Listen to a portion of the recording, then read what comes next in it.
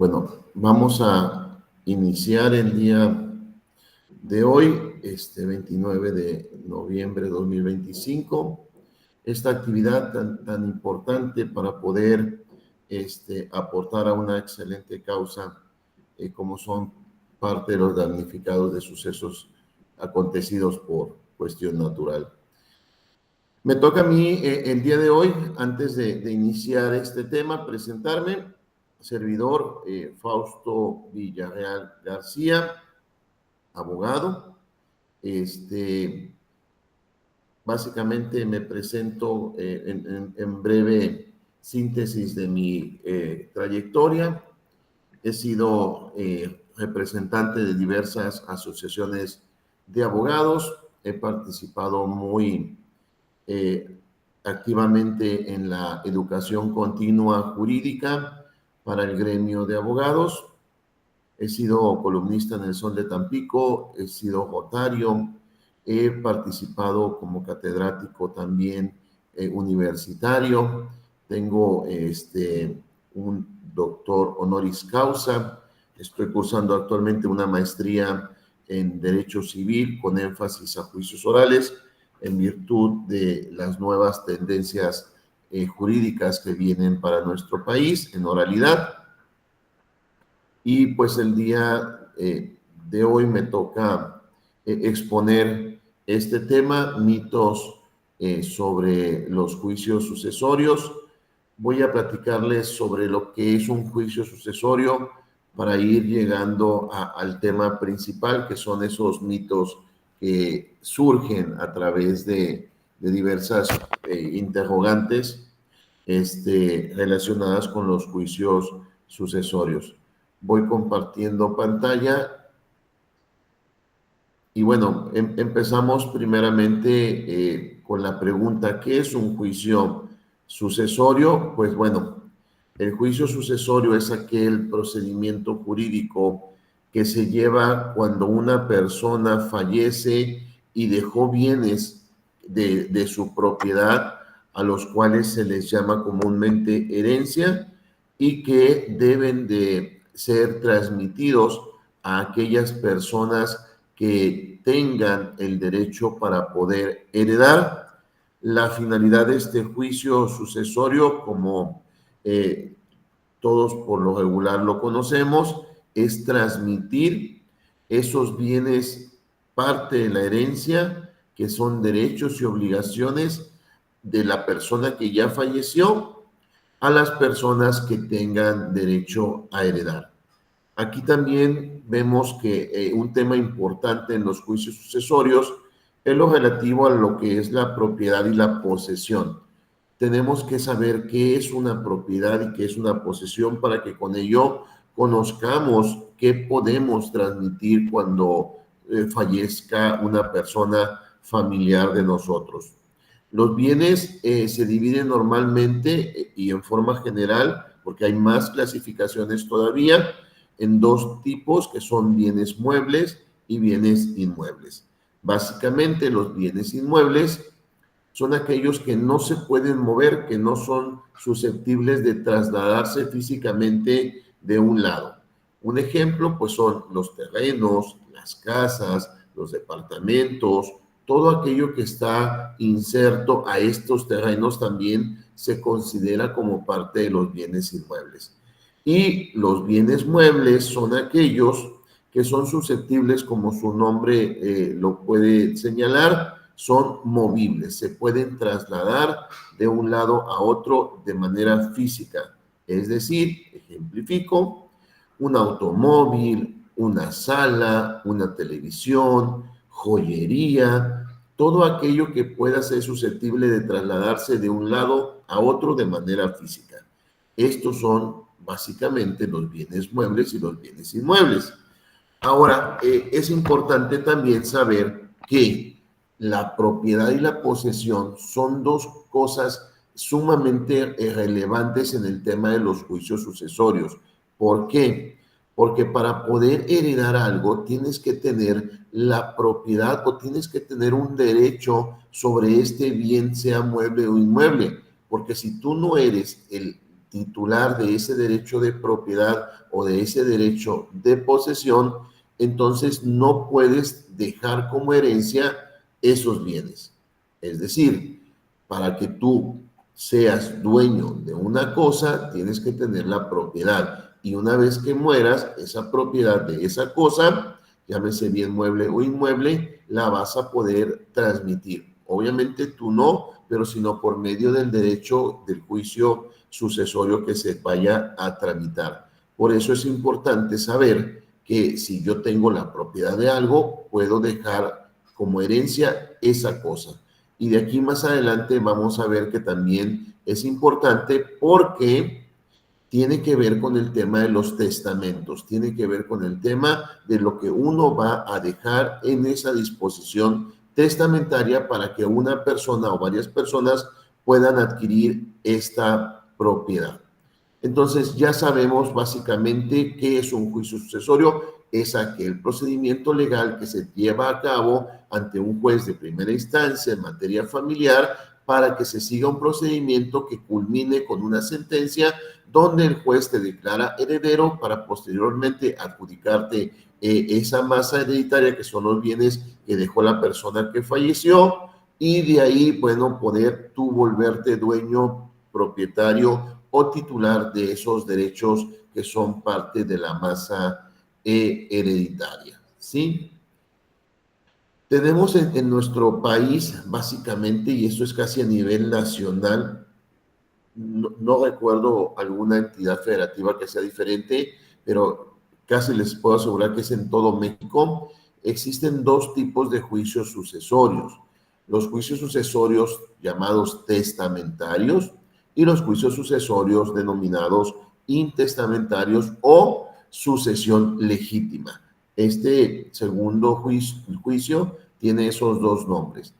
El primero de ellos, como ya lo mencionamos, el juicio testamentario es aquel juicio que se inicia derivado de la existencia de un testamento. Es decir, una persona antes de fallecer realizó un testamento y en ese testamento designó herederos o legatarios a tal persona sobre sus bienes. En este tipo de juicio, las personas que adquieren la herencia son las mencionadas en el testamento. El testamento, como ya lo mencioné, señala quién va a adquirir estos derechos.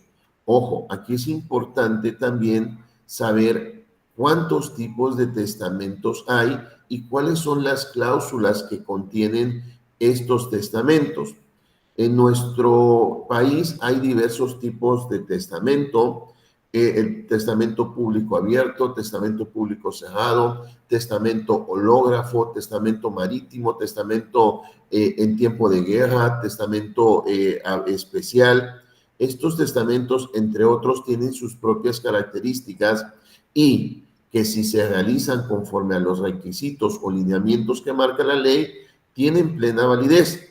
Y esto me recuerda un tema que sale mucho a la luz cada vez que llega el mes de septiembre y octubre. En el mes de septiembre y octubre, los notarios a nivel nacional realizan una campaña de testamento. Haz tu testamento. Y la campaña se basa en que el costo de este testamento es menor a cuando es fuera de este mes de septiembre y octubre. Pero la realidad es que hay otros tipos de testamentos que también se pueden hacer y suelen ser mucho más económicos. Un servidor, por ejemplo, promuevo mucho lo que es el testamento hológrafo, un testamento que la ley en el Código Civil establece como válido siempre y cuando se realice con los requisitos que marcan estas disposiciones del carácter de derecho civil. ¿Qué quiero decir con ello?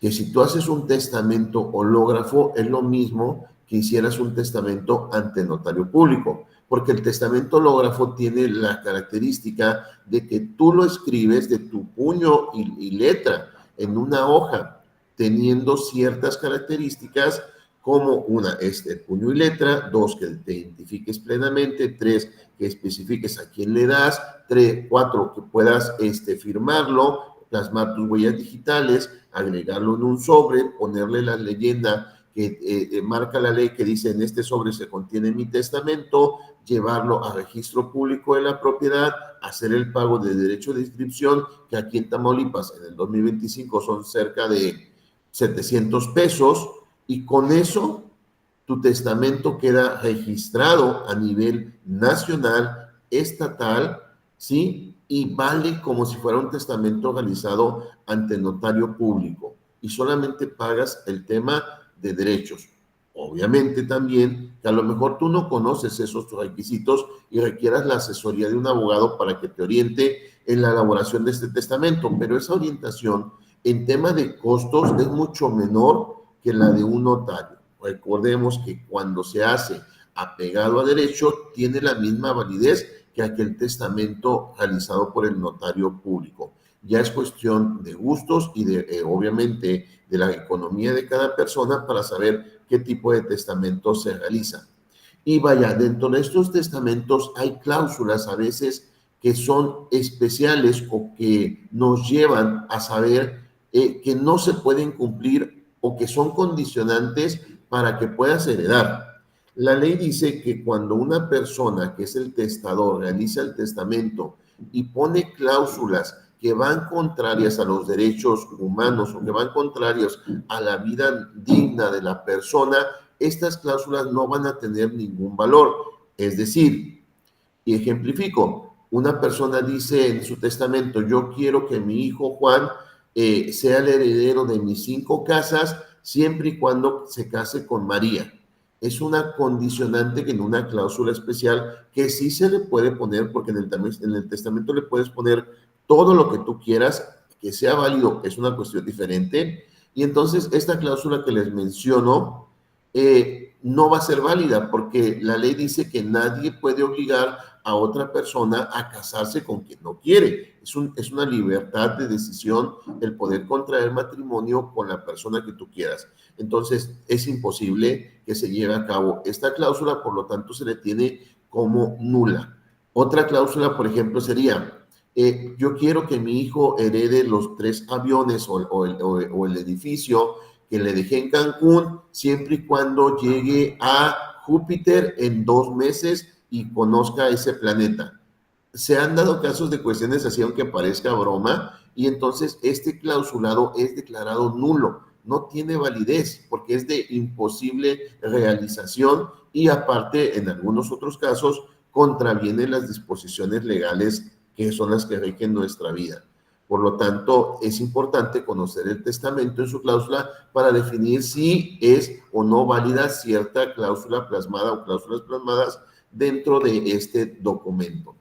Y el otro tipo de juicio sucesorio es el intestamentario. Pero bueno, en el testamentario solamente va a adquirir la persona que el testador dijo que adquiera. Y aquí puede ser a 2 formas: a título universal, o también puede ser a título específico, que se conoce y denomina como legatario. El legatario es aquella persona señalada en el testamento que adquiere de manera específica ciertos bienes. Ese es el legatario. Y el heredero universal es el que adquiere la universalidad de los derechos en forma total de lo que se dejó en el testamento. Es decir, el testador expresa: yo quiero que mi hijo adquiera todos mis bienes. Habla de una universalidad de bienes y adquiere todos los bienes. O legatario puede decir: yo quiero que mi hijo solamente adquiera el automóvil Kia modelo 2005 y mi otra hija adquiera la casa que está en la colonia obrera y mi otro hijo adquiera el negocio que tengo en Tampico. Esos son legatarios, adquieren de manera específica y se establece en el testamento. Caso contrario, lo que se establece en el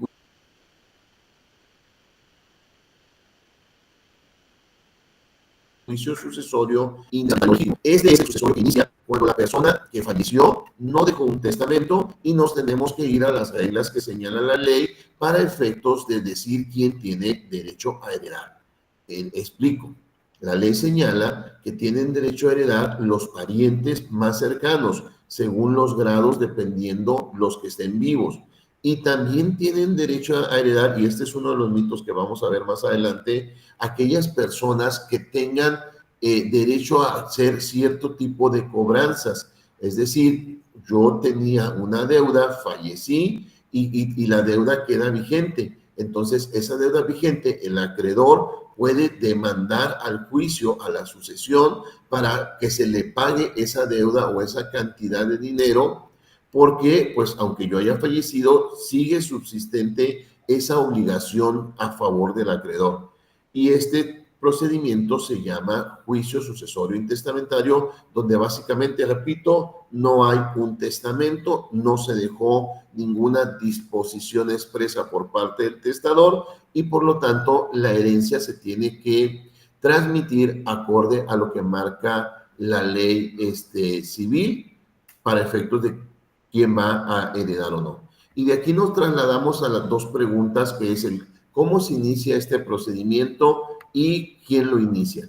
El juicio sucesorio, llámese testamentario o llámese intestamentario, se inicia mediante una denuncia. Obviamente esta denuncia no es en materia penal, así se le denomina técnicamente hablando al procedimiento de iniciar un juicio sucesorio. Es una denuncia, voy a denunciar que la persona falleció, tiene bienes, yo soy un posible heredero y quiero comparecer para que se me reconozca como tal y se me adjudique esa masa hereditaria que dejó el de Cuyos. El de Cuyos es aquella persona que falleció, ¿sí? Entonces, este juicio se inicia mediante esta denuncia que se le conoce como una promoción inicial que puede presentar cualquier persona que tenga el interés jurídico para ello. Puede ser el heredero posible, la esposa, el hijo, el acreedor que mencionábamos hace un momento, pero también puede ser la beneficencia pública o el Ministerio Público quien inicie este tipo de procedimientos cuando haya un interés de por medio. Esta denuncia o esta promoción inicial debe de contener ciertos datos básicos que señala la ley procesal civil aplicable, como son los nombres de los que comparecen, el nombre de la persona que falleció, la fecha de la muerte de cuyos, si hay o no testamento, los domicilios de aquellas posibles personas que también tengan derecho a heredar, porque es una obligación que cuando tú inicies el juicio, diga si hay más familia, parientes u otras personas que tengan el derecho a heredar, tienes que dar a conocer esos nombres y sus domicilios para efectos de que los manden llamar y si quieren ellos deduzcan sus derechos para que puedan adquirir parte de esta herencia en la proporción que la ley les conceda. También se realiza una lista provisional de los bienes y aclaro que es una lista provisional porque hasta una segunda etapa es cuando ya se ve la lista definitiva de la masa hereditaria, que son todos aquellos bienes que dejó la persona que falleció y que una vez que ya esté esta lista, pues bueno, ya se sabe lo que se va a adjudicar. Y obviamente con esto iniciamos el procedimiento del juicio sucesorio para efectos de poder hacerlo ante una autoridad competente, que es un juez de primera instancia en materia familiar, que es el que conoce de ello, pueda radicar ese juicio ante él, darle un número de expediente que es con el cual se va a identificar el procedimiento y también esta autoridad va a revisar que esa promoción o esa denuncia de sucesión tenga los requisitos que marca la ley y entre ellos están los temas documentales.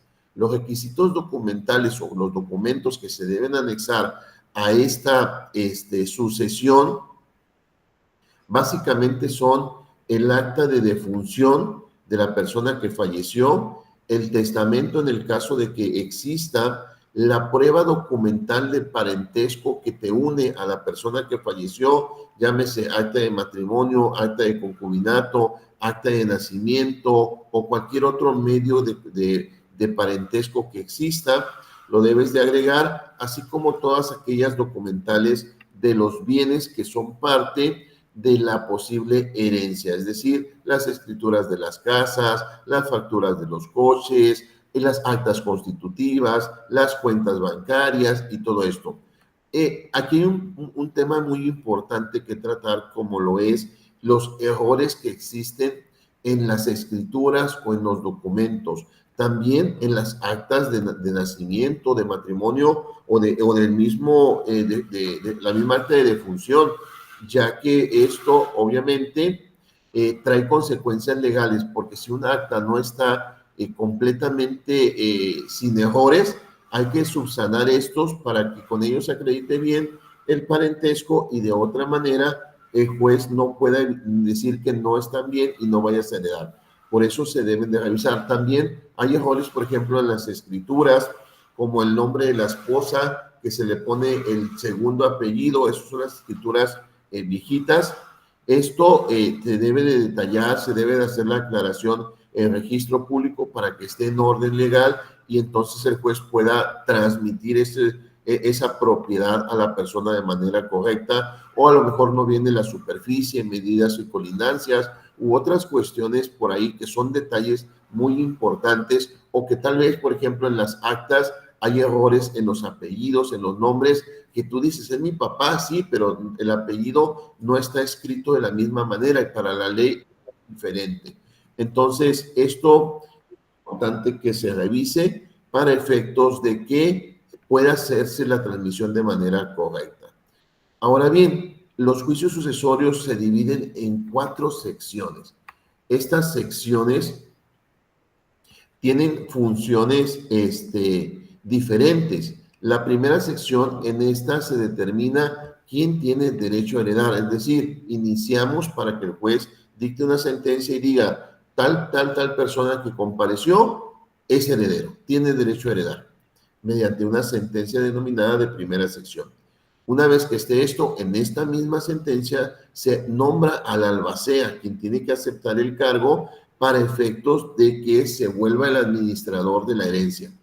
Posterior a ello viene la segunda sección.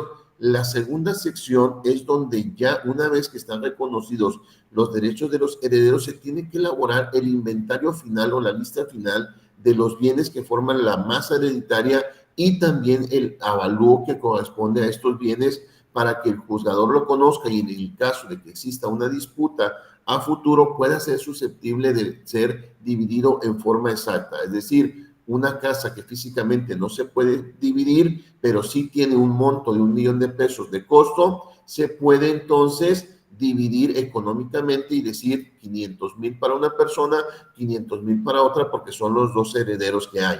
Para eso es el tema del avalúo. Esto es importante conocerlo porque también de ahí se derivan otras cuestiones. Y en un momento dado también se puede tramitar lo que es la tercera sección, que en esta es cuando el albacea presenta la rendición de cuentas de los bienes administrados. Por ejemplo, a lo mejor un negocio que está dejando dinero tiene que seguir trabajando y el albacea es el encargado de la administración de este negocio. O a lo mejor hay casas en renta y estas rentas son los frutos de este contrato que el albacea tiene que decir, se han recibido tantas rentas, se ha recibido tanta de ganancia del negocio, para que esto también forme parte de la herencia y se haya repartido a los herederos. Se llama administración de la herencia y la tiene que hacer el albacea. Y en un último, y también ahí viene el proyecto de partición. Es decir, si son varias casas, si son varios herederos, se pueden partir esta herencia de forma que los herederos establezcan. O, en su caso, como lo señala el juez, si no hay un acuerdo entre las partes. A veces existe conflicto y hemos llegado a juicios de más de 5 años de pleito. Y eso es corto. He conocido asuntos de 10 años de pleito en juicios sucesorios. Pero hay otros también que duran menos del año. Todo depende de la voluntad de las partes para poder solucionar esa situación o ese posible conflicto que se presente al momento de repartir la herencia, porque sin duda alguna es un tema que entre las familias mexicanas se da mucho, de que cuando hay una herencia existe un conflicto, existe un pleito, existe una ambición de una de las partes de querer más o de querer imponer, y bueno, esto trae una controversia dentro del procedimiento que hace que a veces se alarguen los mismos. Sin embargo, si existe voluntad de las partes y un acuerdo mutuo entre ellas, pues esto da más agilidad y da brevedad al desarrollo del juicio. Esto se ve también en la segunda sección, no, en la tercera sección con la cuarta, porque a partir de ahí, ya que se hizo esta partición, ya se entrega a cada uno la parte que corresponde para efectos que acudan a protocolizar. ¿Qué es protocolizar? Acudir ante el notario que tú elijas para que te haga la escritura en el caso de los bienes inmuebles. En el caso de los bienes muebles, no, con la sentencia se te adjudica y te sirve de título para que te acredites como propietario, pero en los inmuebles sí se necesita la intervención del notario para que se realice esta escritura y ya cada heredero pueda, en el momento que así lo desee, o de manera conjunta también, porque no es no hay causa que lo impida, realizar la escritura donde esos derechos que están declarados y concedidos en el juicio sucesorio se trasladen a ese documento público que a su vez se va a trasladar al catastro municipal para que en el manifiesto de propiedad que todos conocemos exista el nombre tuyo plasmado como titular de esa propiedad y de ahí a registro público de la propiedad para los mismos efectos. Es decir, que la persona que era dueña de ese inmueble se le quiten ya como dueña y te pongan a ti como titular del derecho de propiedad sobre ese inmueble o titulares, dependiendo la cantidad de herederos y la forma en que hayan decidido adjudicarse ese bien, porque puede ser de manera individual o puede ser de manera conjunta. De manera conjunta significa hay 3 hermanos, hay una casa y los 3 hermanos deciden ser dueños de forma indivisa en partes iguales de esa casa. Entonces se hace esa adjudicación de los 3 hermanos en una sola escritura sobre la misma casa. Pero pudiera ser el caso que digan también que no quieren ser los dueños de la misma casa en forma indivisa, sino que es un terreno, vamos a decir, de 300 metros cuadrados y cada quien quiere tener a título particular su propiedad. Se hace una división, se divide en 3 ese terreno y cada uno va a tener en forma particular su fracción de 100 metros cuadrados, siempre y cuando así lo plasmen, porque la decisión de las partes suele mandar en este tipo de asuntos. Es decir, un hermano dice, no, yo nada más quiero 50 metros cuadrados de ese terreno de 300, lo demás que se lo queden mis hermanos. Y ya los otros hermanos se arreglan en esa superficie restante. O, pues cada quien se queda con 100 metros. Vaya, es un ejemplo de los muchos casos que se pueden dar de cómo repartir una herencia, ¿sí?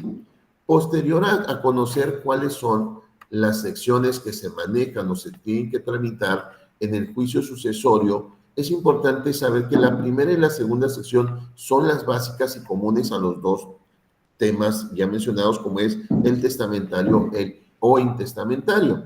Y aquí la primera sección, ¿qué es lo que contiene? Voy a ir un poquito más rápido. Contiene lo que es la denuncia, es decir, la solicitud de iniciar el juicio sucesorio con o sin el testamento. Contiene la citación que se va a hacer a los posibles herederos. También dentro de este procedimiento hablamos de reconocimiento de herederos, el voto de albacea y su nombramiento y aquellos tutores en el caso de que existan menores de edad y otras cuestiones. En esta primera sección hay un tema que a todo mundo le interesa mucho, que es los gastos. ¿Qué voy a gastar? Y esto tiene mucha importancia porque es parte del procedimiento. Al iniciar el juicio sucesorio, el juez, una vez que acepta esa demanda y que está radicada conforme a derecho, ordena primero publicar edictos. Un edicto en el periódico oficial del Estado, que es en Ciudad Victoria, que hay que pagar. Un edicto en un periódico de mayor circulación también, que hay que pagar. Ordena la búsqueda a la Dirección General de Notarías en Ciudad Victoria sobre testamentos registrados o no, y ordena también a Registro Público de la Propiedad la búsqueda sobre ese testamento inscrito o no. ¿Por qué? Porque si suele pasar con mucha gente que se quiere ser muy lista y dice, no, voy a iniciar un juicio intestamentario sabiendo que hay un testamento para otra persona, el juez, para evitar ese tipo de tranzas, por así decirlo, solicita estos informes y al aparecer un testamento se tiene que respetar la disposición testamentaria, salvo que este testamento sea declarado nulo porque no haya sido otorgado conforme lo marca la ley. Y hay muchas personas listas que quieren abusar o engañar a la autoridad diciendo que no hay testamento. Por eso se hace esta búsqueda. Ahora, y también se manda un oficio a la beneficencia pública. La beneficencia pública es una entidad o una institución que cuando no hay quien vaya a heredar, quien hereda va a ser la beneficencia pública. Es muy raro que cuando se inicia un juicio, la beneficencia pública adquiera derechos de heredar, pero puede ser en un momento dado que si nadie de los que comparecen demuestran ese parentesco, el juez tiene que declarar heredero a alguien, y en este caso lo declarará a la beneficencia pública. Pero regresamos al tema de los gastos, que es algo importante para todos los que quieran iniciar un juicio sucesorio. ¿Hay que pagar el edicto en el periódico oficial? Sí, hay que pagarlo. No es un monto caro, realmente, pero pues tiene que hacer en Ciudad Victoria. Actualmente, y es un tip, no todos los abogados dicen eso y no todos los notarios lo dicen, existe una corresponsabilidad de partes aquí en Tampico, al lado de la fiscal, que te puede hacer el trámite de llevarte su oficio y gestionarte. Por eso su función es de corresponsal. Te evitas el gasto de ir a Ciudad Victoria, se lo evitas a tu cliente, dependiendo el tipo de cliente que tengas, y se ahorra un poco de dinero en esa publicación en Ciudad Victoria del periódico oficial. Ese es físicamente, pero también podemos utilizar la tecnología a través de los correos electrónicos, a través del periódico oficial digital, donde tú ya solamente necesitas tener el PDF del edicto, mandarlo por correo electrónico a la dirección, no, al periódico oficial. Ellos te van a cotizar cuál es el pago que tienes que hacer, te mandan una línea de pago, la pagas en el banco, se la reenvías a ellos y ellos publican digitalmente el edicto y ya no tienes que ir a Victoria, ya no tienes que ir a la corresponsabilidad de partes, te lo mandan todo por correo. El día que te mandan la fecha de publicación, entras a la página web del periódico oficial del Estado y ahí descargas en PDF esa publicación del edicto y lo presentas al juez de manera digital. Ahorita les platico un poquito el tema de la tecnología en los juicios, que nos ayuda muchísimo en tema de ahorro de dinero. Y también el periódico de mayor circulación es otro donde se debe de publicar el edicto. Hay diferentes costos dependiendo si es en el Sol de Tampico, el Milenio, en La Razón, y tú ahí señalas la fecha que quieres que se publique. Y también hay que pagar las búsquedas de la Dirección General del Testamento y el Registro Público, porque son derechos que marca el Código Fiscal al solicitar ese tipo de actos ante estas autoridades que se generan. Y todo esto, bueno, se tiene que tomar en cuenta para que pueda impulsarse el procedimiento, porque hasta que no estén los informes de los testamentos, hasta que no estén publicados los edictos, hasta que no esté presentado el oficio a la beneficencia pública, el juicio no puede continuar y por lo tanto no podemos llegar a la sentencia de primera sección donde se declara heredero a la o las personas que comparecieron, que les digo, pueden ser los hijos, la esposa, la concubina, los adoptados, hasta los acreedores. Y la segunda sección, bueno, la segunda sección contiene la lista definitiva, que es el inventario, así se le llama, de todos los bienes que conforman la masa hereditaria y los avalúos de esto, como ya lo mencioné hace ratito. Se promueven los incidentes que sean necesarios en caso de que haya alguna por ahí causa de litigio o alguna cuestión de inconformidad, como por ejemplo, yo no estoy de acuerdo en el avalúo de la casa en 1 millón cuando la casa vale 3 millones, entonces se promueven estos incidentes para poder determinar cuál es el valor real de esa casa para los efectos, como ya les mencioné hace rato, de posiblemente vender en el caso de que no haya una posible división y poder adjudicarse las cantidades de dinero en proporciones iguales a los derechos que se les hayan otorgado. Y bueno, dentro de lo mismo, las resoluciones sobre esto y lo que es la liquidación y comprobación de haberse cubierto los impuestos fiscales cuando va a ser necesario el tema de la adjudicación. Aquí es importante que cuando los herederos están de acuerdo en todo, solamente realizamos primera y segunda sección y de forma inmediata podemos mandar a protocolizar. Podemos ahorrarnos esta tercera sección que tenemos aquí en la pantalla y también la cuarta sección.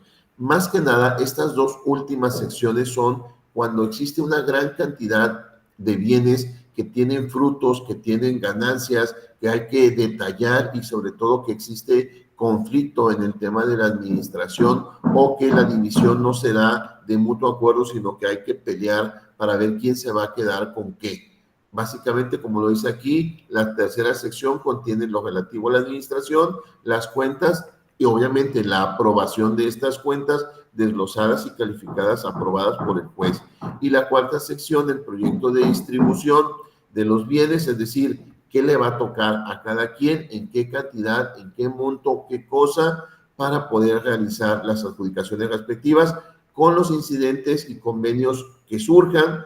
Les digo, porque normalmente si llegamos a esta etapa es porque hay conflicto y se tiene que resolver por medio de la autoridad quién va a tener el derecho a quedarse con la casa A o con la casa B o con el negocio o la cuenta bancaria o las joyas o etc. o con los bienes muebles que existan, llámese automóviles, también puede ser el mismo ganado, que hay reglas especiales obviamente para el tema de rural, de las cuestiones de sucesiones. Esto más que nada es sobre el tema del urbanismo, todo lo que implica los bienes muebles e inmuebles urbanos, porque la ley agraria rige otro tipo de sistema para poder adjudicarse la herencia de las personas que fallecen, ¿sí? Y como les mencionaba aquí, al final dice los procedimientos de segunda sección y primera sección son comunes a todos. El de cuarta sección, tercera sección, pueden haber conflicto, pero se puede solucionar con lo que marque el juez, pero en la segunda sección podemos nosotros mandar a protocolizar. Y aquí vienen las preguntas más comunes que hay sobre los mitos de la herencia. ¿Se puede heredar en vida? Es la pregunta que mucha gente hace o lo que muchas personas afirman, y la realidad es que no se puede heredar en vida. Para poder heredar tiene que haber una persona que haya fallecido y que esta persona tenga bienes, es decir, la herencia. En vida se hacen transmisiones de derechos, en vida se hacen donaciones, en vida se hacen cesiones de derecho, pero no se hereda en vida. Ese es un mito que mucha gente dice, es que heredarle en vida. No, no se hereda en vida. Se le dona en vida, se le cede en vida, se le transmite en vida. Eso es lo que realmente se hace, ¿sí? También es otro tema que sueles preguntarse mucho es, oye, lo que pasa es que yo soy el albacea, yo puedo hacer lo que quiera con la herencia. Es mentira, tú no puedes hacer lo que quieras con la herencia porque eres un administrador única y exclusivamente de la herencia, no eres el dueño de la herencia, eres el administrador y tus funciones son administrar todos esos bienes para que estén en orden, para cuando te toque dar la rendición de cuentas lo hagas de manera correcta y completa, el juez conozca esta información y con ella se pueda hacer la repartición de la herencia o del dinero o de los frutos derivados de esos bienes que forman parte de la masa hereditaria. Entonces, si eres el albacea, no puedes disponer de lo que quieras a la hora que quieras y como tú quieras. No, porque hay responsabilidad. Si llega a pasar algo sobre esos bienes, el responsable es el albacea, porque es el administrador, el encargado de cuidar y vigilar que todos esos bienes estén bien, que estén en orden, que estén cuidados en todos los aspectos posibles. Ahora, otra pregunta también de los mitos de las herencias. ¿Solo mi familia puede heredar? Mentira. Puede heredar la beneficencia pública y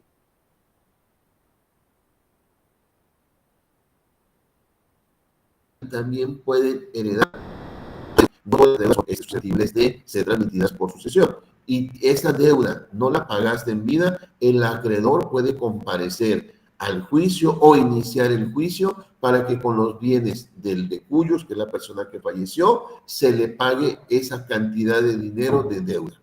Entonces, no solamente la familia puede heredar, también otras personas. Y también, aquí es un tema importante, a lo mejor la persona hizo un testamento y lo hizo a nombre de una amiga, de un amigo que no es familia, que simplemente él o ella lo conocían, la conocían y dijo, le quiero dejar todos mis bienes a esta persona.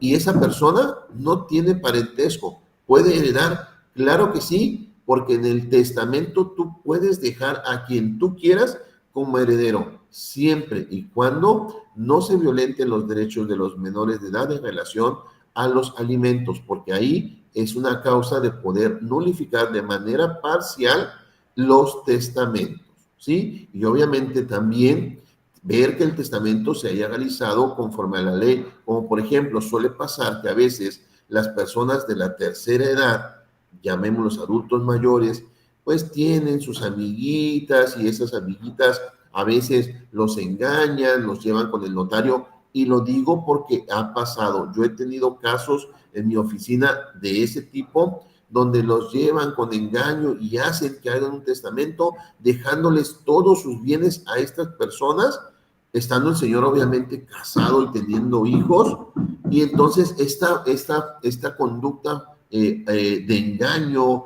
de seducción fraudulenta, puede nulificarse en un momento dado, ¿sí? Existen casos de estos, sí existen, por eso es que no solo la familia puede heredar, pero hay que revisar que el testamento haya sido otorgado de manera correcta, porque también tiene que ver con la edad, en cuanto que algunas edades arriba de 65 años se requiere de un certificado médico de un especialista que es el neurólogo, que constate que está en sus facultades mentales al 100% y físicas para poder disponer y tomar decisiones en su persona.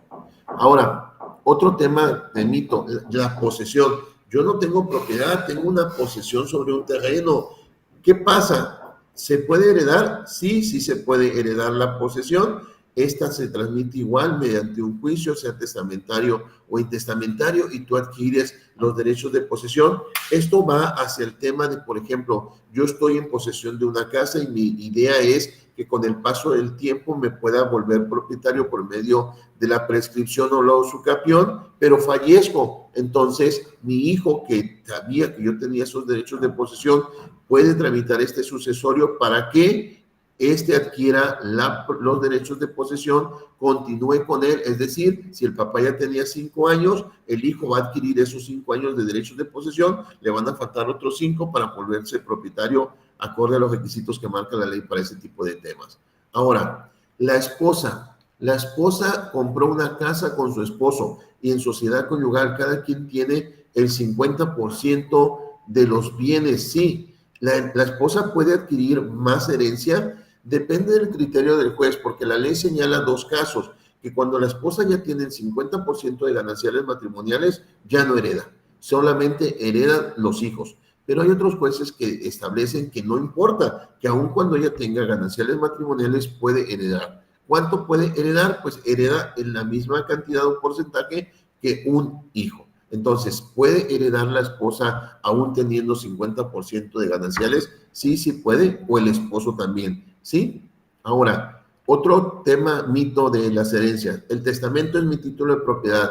Yo ya hice un testamento a favor de mi hijo y mi hijo es el dueño de la casa. Mentira. El testamento no es un título de propiedad. El testamento solamente es la voluntad expresa de lo que tú, testador, quieres que pase con los bienes que tienes actualmente en propiedad. Y aquí viene un tema también que muchos notarios no dicen, porque dicen: haz testamento para evitar problemas a futuro, haz testamento para que ya regularices tu situación.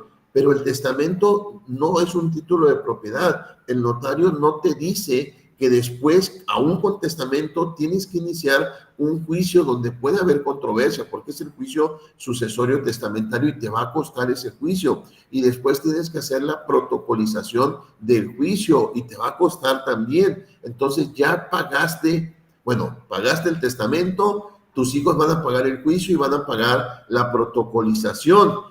Cuando en algunas ocasiones, y viene al tema de otro mito que es: ¿qué es mejor, el testamento o la donación? Que se relaciona con el tema de ¿se puede heredar en vida? Si yo ya sé qué quiero dejarle y sé a quién se lo quiero dejar, puedo hacer una donación.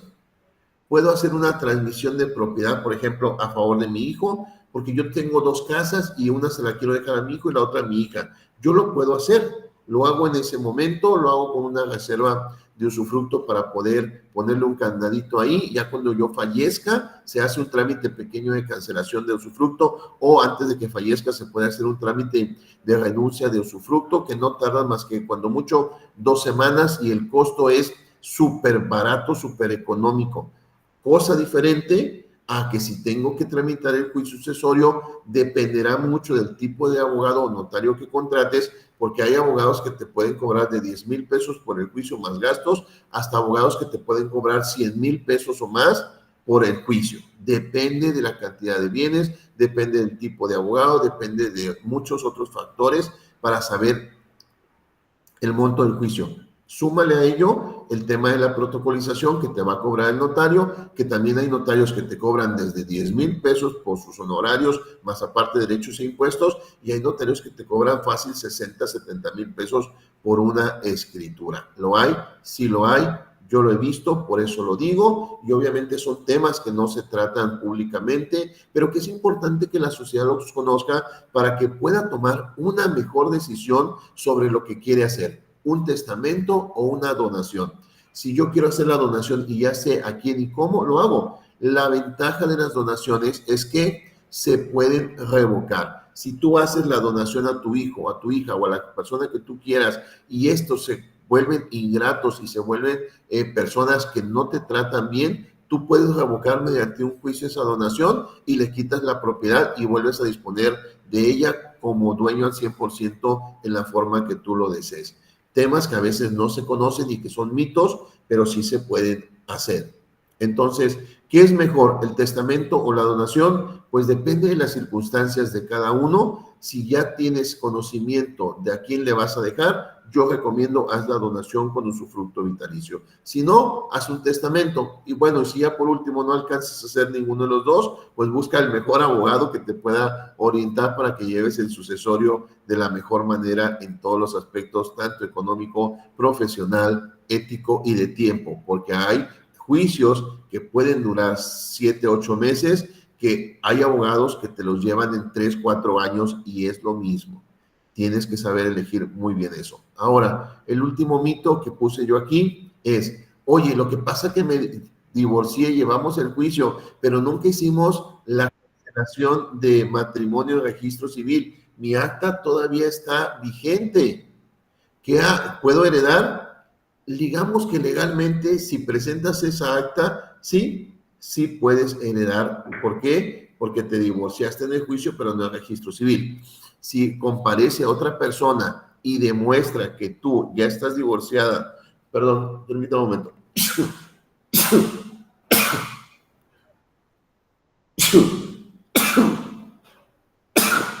Disculpa. Si demuestra que ya te divorciaste, entonces el juez evaluará ese tema para los efectos de que, pues, si ya estás divorciada en el juzgado y no en el registro civil, que son dos cosas diferentes, heredes o no. Porque suele pasar mucho. A veces las personas hacen el divorcio, pero no llevan los papeles porque no les dijeron que tenían que llevarlos al registro civil y sigues casada en el registro civil o casado. Entonces, pues legalmente hablando, si tú presentas un documento vigente, actualizado, como es el acta de matrimonio, ¿puedes heredar? Sí, sí pudieras heredar. Suele pasar lo mismo cuando se separan las personas, y esto también tiene que ver con las herencias, se separan, nunca se divorcian, tienen 20 años separados, pero nunca estuvieron divorciados. Uno de los dos tiene una pareja nueva, hicieron cosas, compraron, construyeron, adquirieron, pero una de ellas sigue casada y se muere. Adivinen quién va a heredar. La que estaba casada. Entonces, ahí sería importante ver y recomendar que si tienes mucho tiempo separado, no estás divorciado de forma automática. ¿Sí? Es otro mito que se da. Y con esto prácticamente concluyo mi participación el día de hoy en mitos y cuestiones de los juicios sucesorios, las herencias. Queda el micrófono abierto para si alguien desea hacer alguna pregunta, con mucho gusto la responderemos.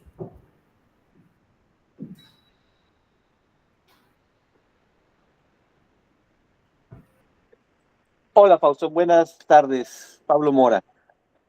Hola, ¿Nos Pablo. puedes compartir? Hola. ¿nos vas a compartir la presentación? Ya Y está en no, el grupo la presentación, Pablo. ok, perfecto. En el chat Y, general está la publicación. Este ok, perfecto. material, ahí lo compartí. Y das más talleres más a fondo, porque ahorita fue una embarradita de 1 hora. Obviamente herencias es todo un mundo, ¿no? Y como vimos los No, tipos de. sí, tenemos que hablar de parentescos, tenemos que hablar de propiedad, tenemos que hablar de obligaciones dentro del matrimonio que derivan al tema de alimentos, que derivan al tema de sociedad, separación de bienes, divorcios. O sea, hay múltiples temas jurídicos que se vinculan al tema de las sucesiones. Tenemos que hablar del registro público de la propiedad, que esté bien inscrita tu propiedad, qué pasa cuando no está inscrita. A veces Infonavit te vende, te pagas la deuda y tu escritura no está inscrita, por lo tanto, cuando quieres hacer el juicio resulta que no hay propiedad inscrita, no tienes ningún derecho formalmente hablando, sí lo existe sustantivo, pero tiene que cumplir la formalidad de registro. O sea, hay múltiples temas que derivan o que tienen vinculación a este tema de las sucesiones. Y aparte, por ejemplo, los testamentos, cómo hacer los testamentos para su validez, su inscripción, la presentación, de cómo pelear. O sea, sí, material hay muchísimo. Esto es un tema muy general, cuestión del tiempo, obviamente, pero sí podemos hablar todavía de muchos más detalles de las sucesiones. Me imagino que, obviamente, como abogado, las consultas tú las das privadas, y va a depender mucho del caso específico, familiares, bienes, todo eso. Pero ¿hay algún taller o algún curso en el que se hable más a fondo? Normalmente damos capacitación, pero depende de la etapa que estemos. A veces brindamos esta capacitación a asociaciones civiles o las damos por medio de las facultades de derecho, y ahí ya tocamos ciertos temas en específico. A veces doy talleres en la FADIX, aquí en la Universidad Autónoma de Tamaulipas, para poder enseñarles práctica y derecho sustantivo de las sucesiones. Si hay mis redes sociales, si gustas seguirme, yo publico todo ahí puedes encontrarlo. También a veces que hemos gestionado con Casa de la Cultura Jurídica de la Suprema Corte de Justicia de la Nación, también a través de la Baja Mexicana Colegio de Abogados, donde formo parte, hay conferencias, diplomados, talleres que hablan sobre diversos temas específicos y entre algunos de ellos está la Comisión de Derecho Civil y Familiar que incluye estos temas. Te las comparto en mis redes sociales, es como mi nombre, Fausto E. Villarreal, ahí me puedes seguir, yo tengo mi perfil público y ahí encontrarás lo que hagamos en materia de talleres, diplomados, etc. También BMAT capítulo Tamaulipas, estamos ahí, o Villarreal Abogados, que es la página de la oficina, y ahí también compartimos todo este tipo de cuestiones que vayamos a preparar. Hemos tenido unas semanas, estas últimas fechas un poquito atareados y a veces nos es imposible abarcar todo y vamos a volver a retomar redes sociales porque estas 2 semanas trabajamos muy poco redes sociales porque también implica tiempo, ¿sí? Y pues bueno, ahí a través de ello podemos darlo. Y de manera privada, si alguien desea que demos un taller, también lo podemos hacer. Te agradezco mucho toda la información y toda la plática. Esto es un mundo el tema de herencias y todo eso. Y ahí te vamos a estar siguiendo y te vamos a estar consultando. Muchas gracias. Te agradezco tus palabras también. Gracias, Adriana, por lo de las palabras en el chat. Muchas gracias. Muchas gracias, licenciado. Estuvo muy interesante. Ya ve que en mi área también vemos este tema todos los días y la verdad su aportación ahorita me dio muchas ideas y pues le agradezco mucho también que esté participando aquí con nosotros en este proyecto tan noble que es para ayudar a los que más lo necesitan en este momento. Un aplauso porque la verdad sí me encantó su presentación. Te agradezco mucho. ¿Alguien más? ¿Alguna pregunta? Si no, pues damos por concluido mi participación para cerrar el canal y continuar con las actividades ya de otro tipo.